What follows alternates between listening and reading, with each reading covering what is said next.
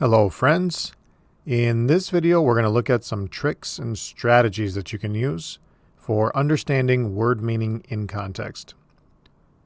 Let's say, for example, you're reading something, an article, a textbook, a blog post, and you see a word that you don't understand.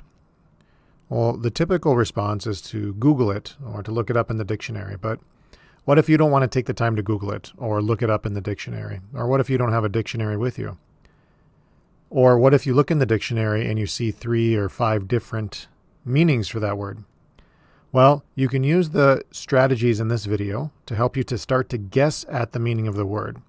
Sometimes you can guess it on your own, or sometimes you can get close enough to the meaning that you can continue reading what you're reading, or you can get close enough to the meaning that when you look it up in the dictionary, you know exactly which definition you're looking for.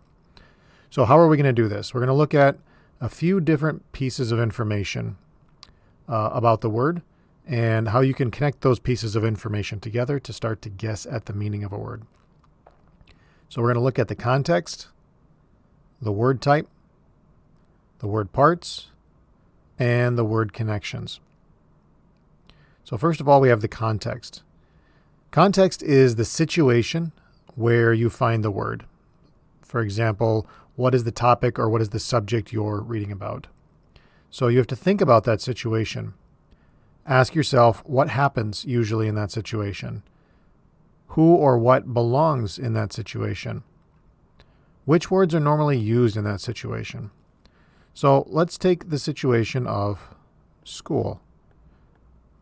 Let's say you're reading an article about school or about education. Well, you think about what happens at school or what happens with education. You have students, you have teachers, you have people learning things. You've got administration. There's only a certain number of things that normally happen at school. Who or what belongs at school? So if you think about school, who usually belongs there? Teachers, students, administrators, sometimes parents. What belongs at school? Well, we have the school building. We've got classrooms. We've got desks. We've got books, pencils, papers, technology. And which words are normally used? Well, like desk, book, paper, computer, projector, student, teacher, administrator. And if you think about these things as you're reading or before you start to read, then if you see a word, then you should know that that word belongs in that situation. So you can connect it to something you already know about the situation. So thinking about the context can be helpful, especially if you know about the context. Now, if it's a completely new context, if you're learning about something in science that you've never learned before, this is going to be harder. But if you know about the context already, then you can use your logic, your knowledge of the world, to start to guess at the meaning of the word. So if I'm reading about school, it's probably not going to say anything about monkeys or other animals. So if I see a word I don't know, I should know that the word belongs in that situation. The next thing we can look at is word type. So we've got 7 types of words in English: nouns, verbs, adjectives, adverbs, prepositions, determiners, and conjunctions. And if you haven't watched the video on understanding word types in contexts, then I recommend you go and watch that video before this, because I'm not going to go into word types in detail explaining them in this video. But each of these kinds of words do a different job in the sentence. For example, nouns will act as the subject of the sentence, or they can be the object of a verb or the object of a preposition. So the nouns have specific jobs in the sentence. Same thing with verbs. Verbs will usually be a word for an action or describing the state of something. So they have specific jobs that they do. Adjectives describe nouns. Adverbs can describe basically anything else. Prepositions usually show a relationship. Determiners introduce or identify a noun. Conjunctions connect words, phrases, and clauses together. So each of these word types has a specific job in the sentence. Now, if you see a word in a sentence that you don't know, you start to ask yourself, okay, what job is this word doing in the sentence? And if you know the word type, then that can start to help you to guess the meaning, because if you see a word and you realize that it's a noun, well, we know that a noun is a person, place, thing, or an idea. So that narrows down the possibilities for what the word can mean.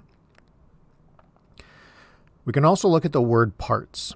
And this takes a little bit more knowledge of how words are built in English.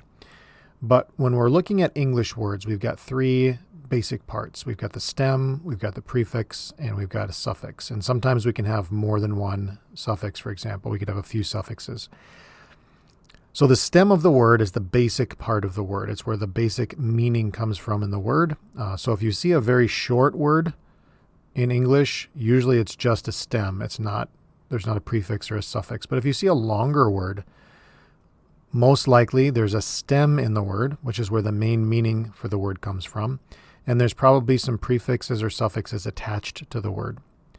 And each of these things adds something different to the word. So the stem has the main meaning. A prefix usually changes or modifies the main meaning somehow.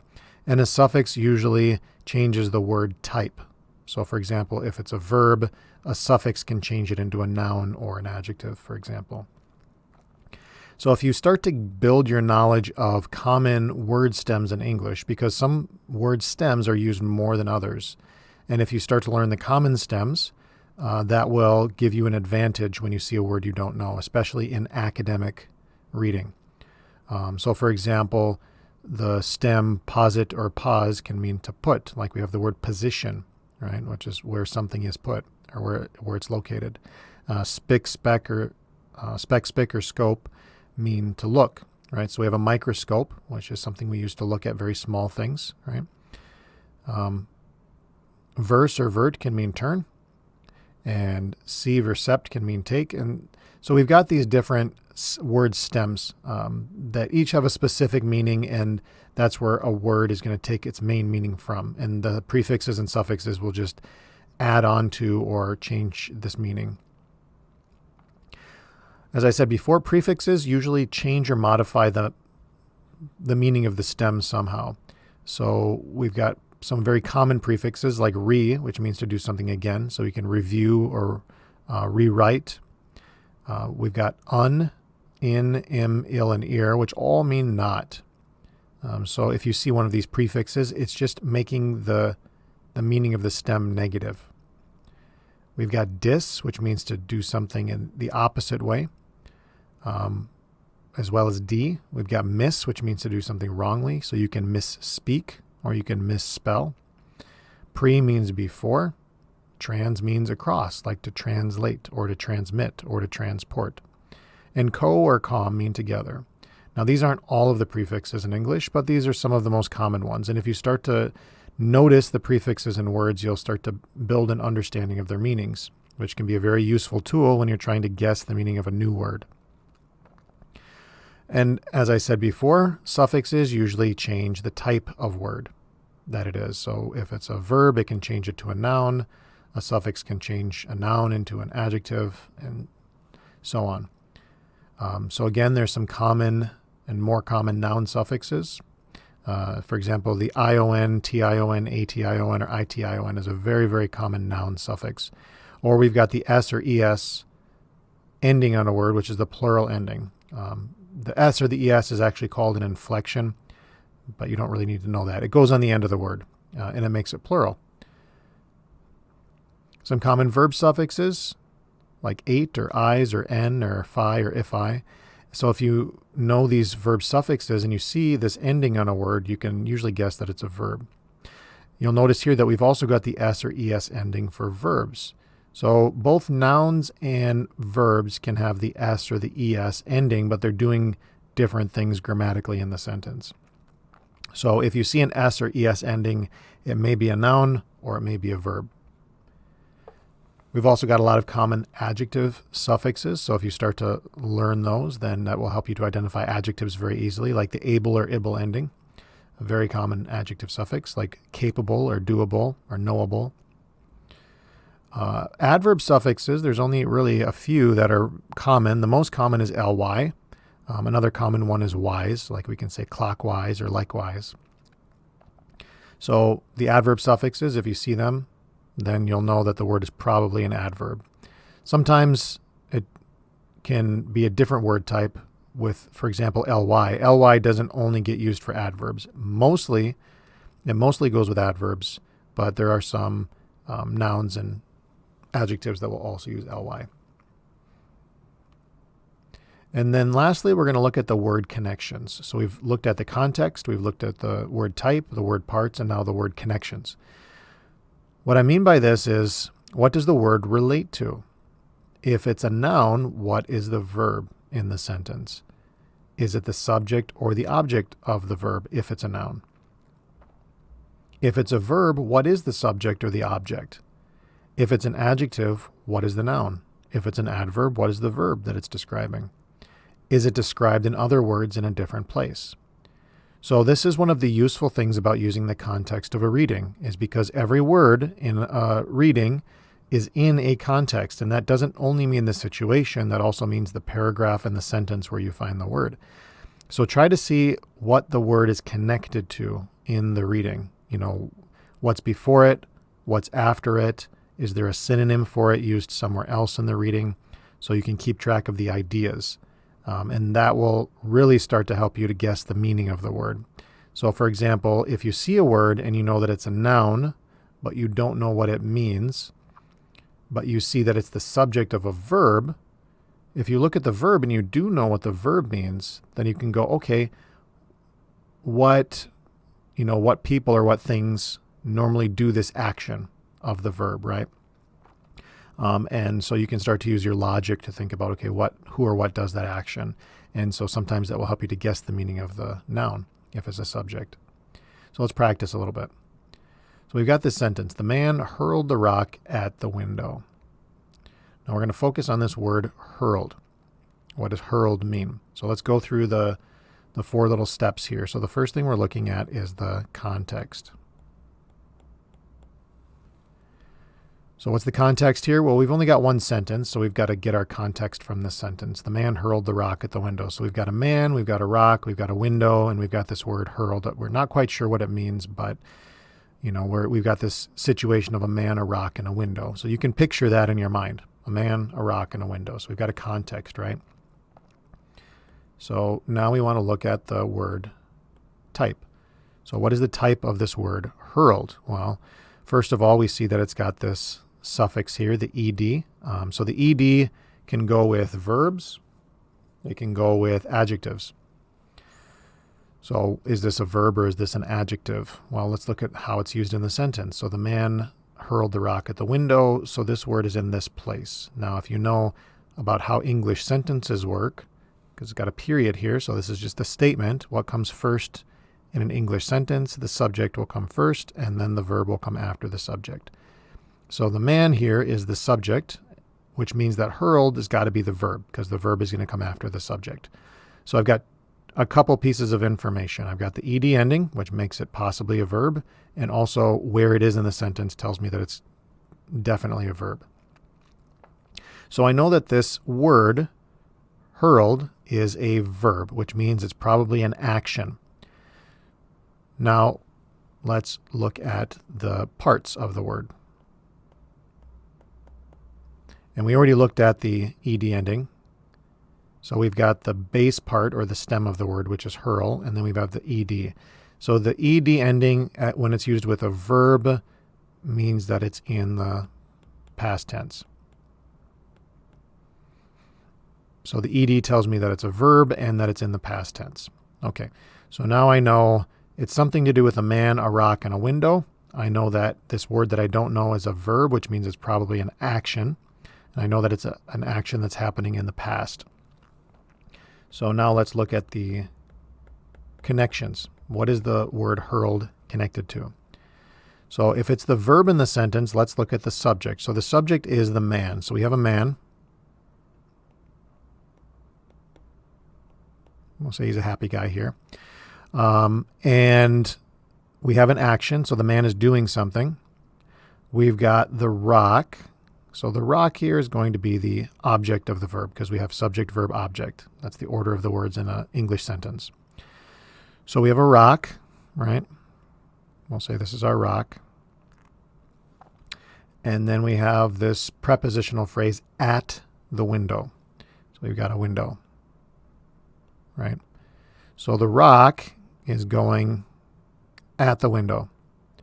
And we've got the man who's doing some action to the rock at the window, right? So logically, what would a man do with a rock toward or at a window, right? So you can start to guess then that this probably means something like to throw. So the hurled means probably throw or doing something where he's holding it and then letting it go toward the window. So we can just use these four things and we can pretty much guess that hurl means to throw or to fling something. And it's got this special meaning of with great force, so doing it very hard. So basically hurl means to throw something. The part that we don't get from the situation is that it's throwing something very hard. But we can get close to the meaning of the word just by looking at the sentence and nothing else. Okay, so let's practice with something real here. And this is the same article and the same few sentences that we used in the lesson on understanding word types in context. So we're going to go back and look at the words from that video, but we're going to try and guess the meaning of the words in this video. So we're going to be adding to the word types. So this article is titled "Coronavirus May Be a Blood Vessel Disease Which Explains Everything." Now, the first thing we want to think about is the context. Think about the situation. What happens, who or what belongs in the situation, and which words are normally used. So what's the context here? Well, the context is the coronavirus, which pretty much everybody knows about right now. Now, what do we know about coronavirus? It's a virus. It makes people sick. It's spreading around a lot. So we can start to think about that, right? Now, if we look at the other words here, may be a blood vessel disease, which explains everything. So we might not know all the words here, but we probably know maybe. So we're talking about something that's possible. We see the word disease, which we might know, right? Because coronavirus is a disease. And it says, which explains everything. So to explain something is to give a reason or an answer for it. But it says here, maybe. So it may be this kind of a disease, and that explains everything. So we're talking about the explanation for coronavirus, but a possible explanation because it says maybe. So this article is going to be talking about a possible explanation for coronavirus and what it is. So we're going to focus on these words that are in color here in green and in yellow. The first sentence here, in April, blood clots emerged as one of the many mysterious symptoms attributed to COVID-19, a disease that had initially been thought to largely affect the lungs in the form of pneumonia. So this is a scientific article, so we're going to see some technical words here. So the first thing we want to look at is the context, which we just did. We're talking about coronavirus. We're talking about possible explanations for coronavirus. So in April, blood clots emerged as one of the many mysterious symptoms attributed to COVID-19. So here we've got this word clot and emerged. So we're going to look at the word types. What are the word types? Are they nouns, verbs, adjectives, adverbs, or what? So blood clots emerged. Remember that in an English sentence, we've got subject and then the verb. So we've got this ending here. We've got this ending here. We need a subject and we need a verb. Well, we have this ed ending and it's coming after this part here. So this is going to be our verb. And then we've got blood clots. So this has an S ending, which means it's either a verb or a noun, but it's coming before the verb. So that means this is going to be a noun. So what does this word clot mean? Well, it's a noun, and we want to look at the word parts. We looked at the S there. Now we want to look at what it's connected to. Well, it's connected to this word blood before it. Blood is also a noun. Now, when you've got two nouns in a row, the first noun is always describing the second noun. So blood is describing whatever this is. So the word clot, it's a thing that's relating to the blood. It's something with the blood, right? Then we got this next word, emerged. It's a verb, which means it's probably an action. So these blood clots emerged as one of the many mysterious symptoms attributed to COVID-19. So we're talking about symptoms here, and this emerged. So it's an action in the past, and the blood clots are doing this action in the past. Now remember, we're talking about explanations for coronavirus, right? So the blood clots are one of the symptoms. So we're looking at an explanation related to blood clots, something with the blood, right? So emerged here, the core part is emerge. And if you look it up, you'll see that it means to come out or to be exposed or to be shown. So one of the mysterious symptoms. Now a symptom is, if we have an S here, this means it's either a verb or a noun. And we see this word here, mysterious. We have the OUS ending, which means this is an adjective. So adjectives only describe nouns, which means that this is a noun because we have the S ending, we have an adjective before it, so this has to be a noun.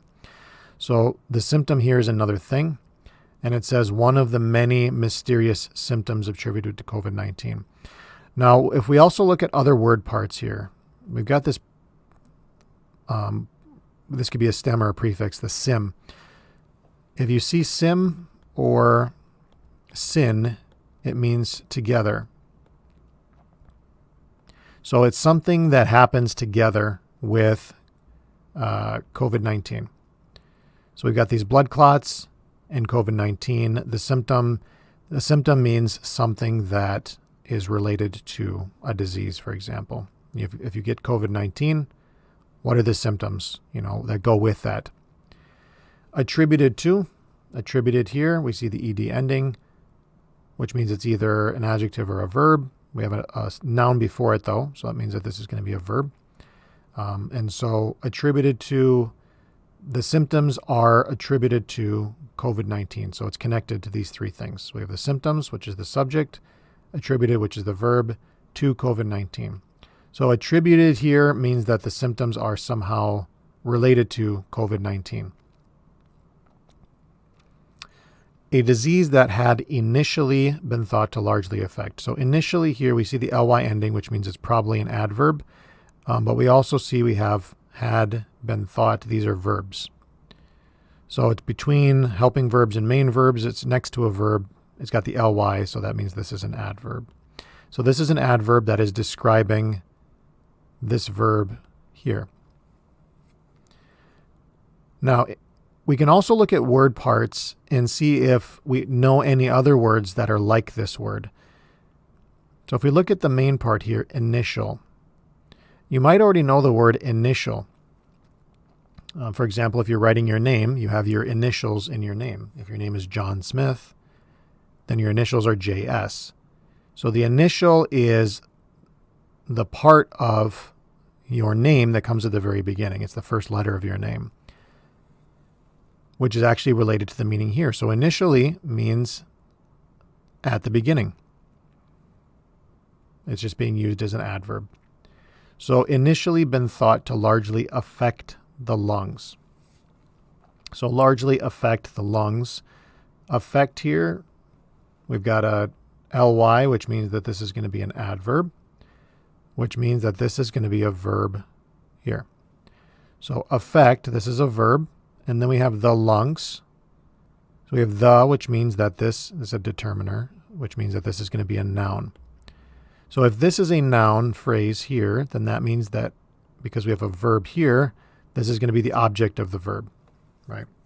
So they're saying that blood clots came out as one of the many mysterious, strange symptoms attributed to COVID-19, a disease that initially had been thought. So at first they thought that we have this verb, affect the lungs.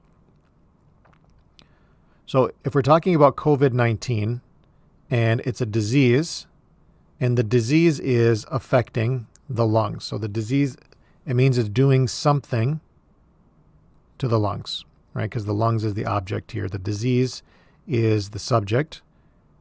The verb is affect, and the object is lungs. So the disease is doing something to the lungs.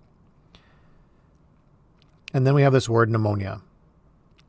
So what kind of a word is this? Well, we'll see here that we've got of, which is a preposition, And after a preposition, you'll either have a noun or a noun phrase. So that makes this a noun.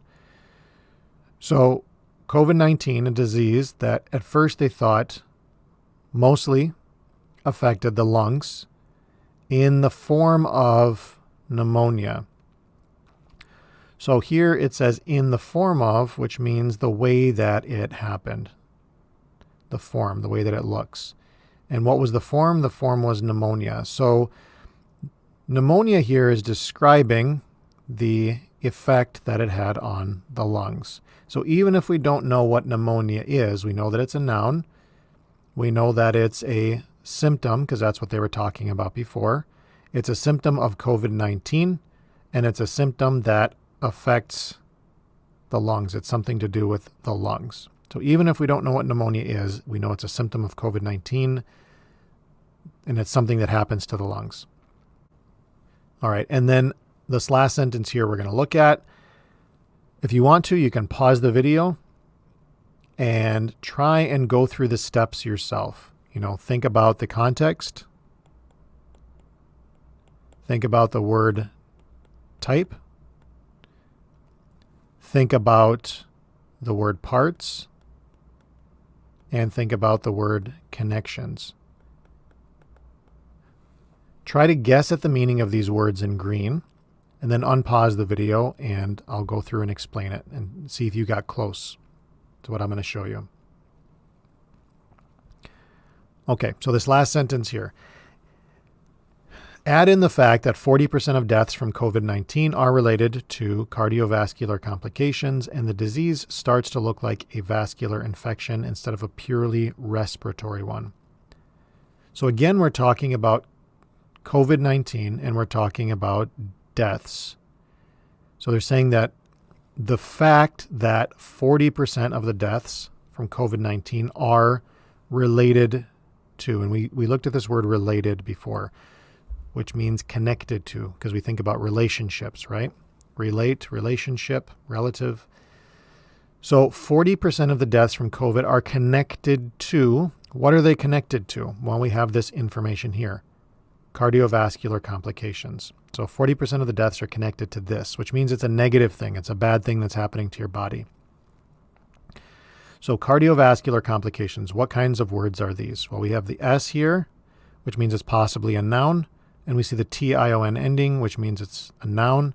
So this is definitely a noun because of the suffix and because of the S ending.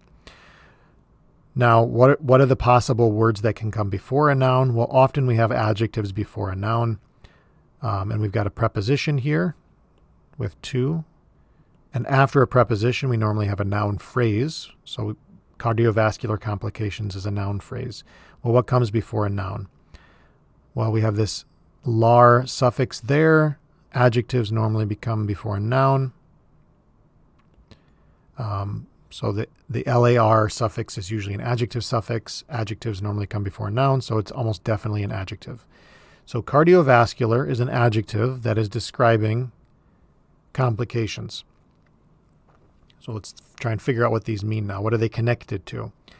Like we said, the 40% of the deaths from COVID-19 are connected to or related to cardiovascular complications. So these are something that's happening to the body that's causing death, right? Now, if we look at the word complications, well, do we recognize any other parts of this word? You probably know the word complicate or complicated, right? Which means making something difficult or making it worse, right? So a complication is just a thing that is a difficulty or making something worse. It's just turning it into a noun. Now, what kind of a difficulty or a problem is it? That's where the adjective comes. The adjective is describing the difficulty or the complication. And it says cardiovascular. Now, we can break this into a couple parts. Cardio and vascular.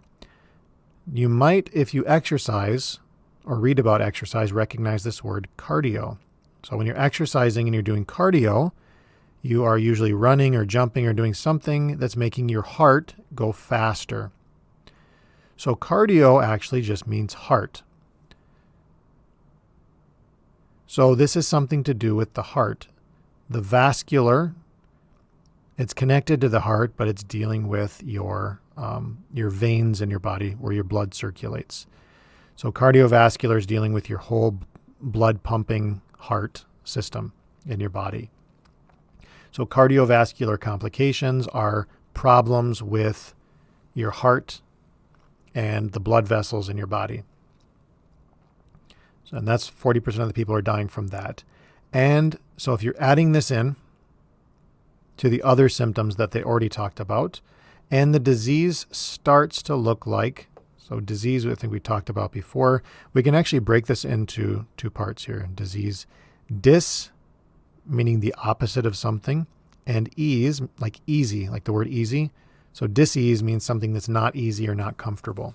But literally a disease is something that happens to your body, a bad thing that happens to your body.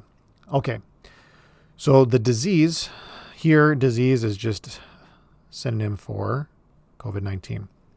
So the disease, COVID-19, starts to look like a vascular infection. Now, this word vascular and the word infection.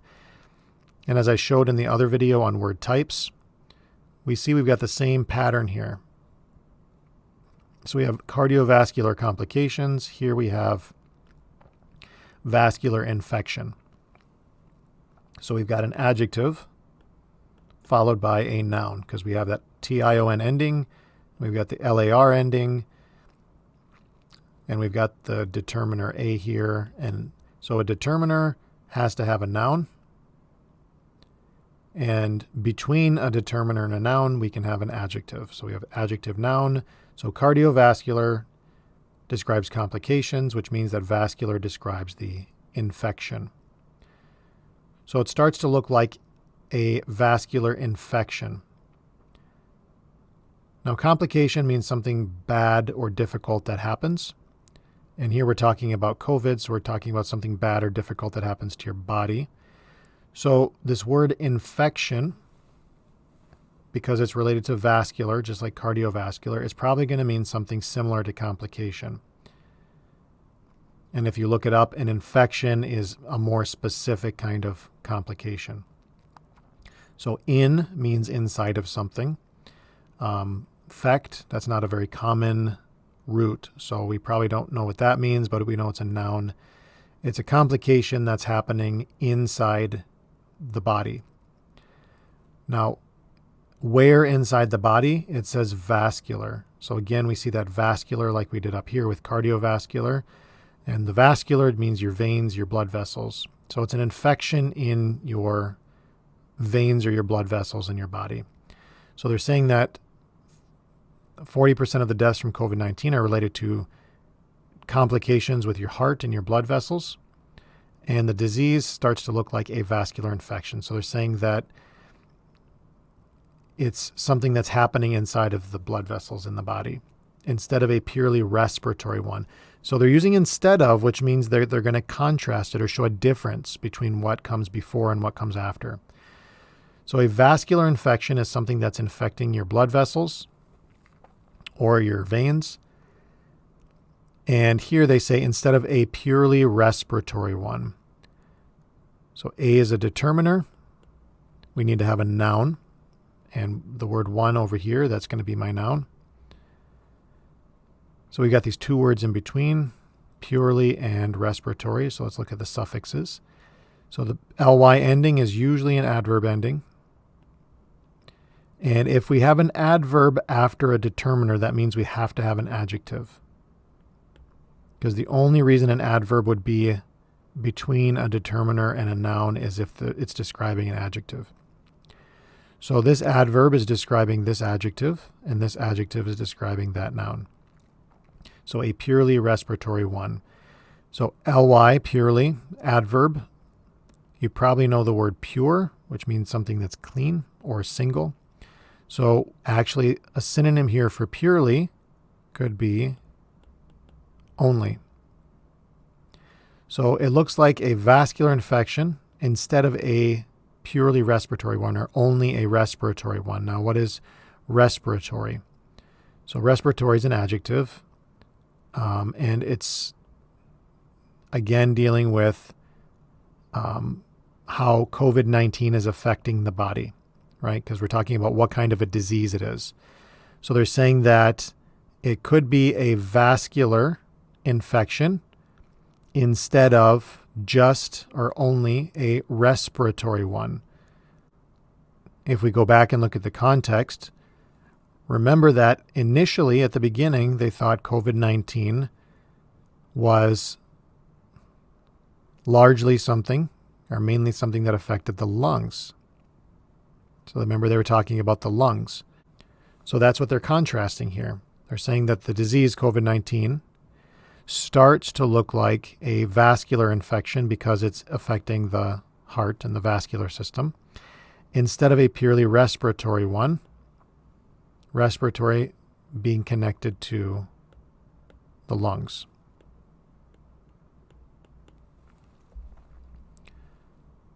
So respiratory is something that's related to the lungs. Okay, so you probably didn't follow all of this or guess all of the meanings of these words here, but this isn't a 100% guarantee that you're going to be able to get the meaning of the words. What it can do for you, though, is to get you close to the meaning so that, for example, if you look it up in the dictionary, you'll be able to choose the right meaning out of the dictionary, or you'll be able to understand the word better. Because when you understand a word in context, your brain will remember it better and understand it better because it's connected to other things. So thanks for watching. I hope this was useful, and good luck with your English.